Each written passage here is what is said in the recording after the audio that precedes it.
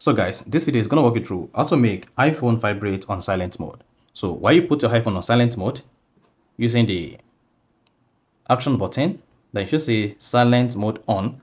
And you put your iPhone on silent mode and you still want the iPhone to vibrate even when the iPhone is on silent mode, then this video is going to walk you through how to do this step by step.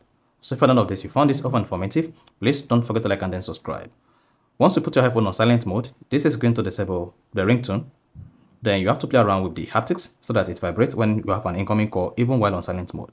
To do this, all you just need to do is go ahead and put the settings app on your iPhone. Now, once you open the settings app, you're going to scroll down. And then here, you want to click on Sounds and Haptics. Once you click on that, then locate haptics and then click on it.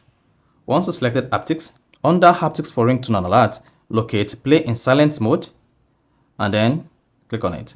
Haptics will play when iPhone rings or receive an alert while in silent mode.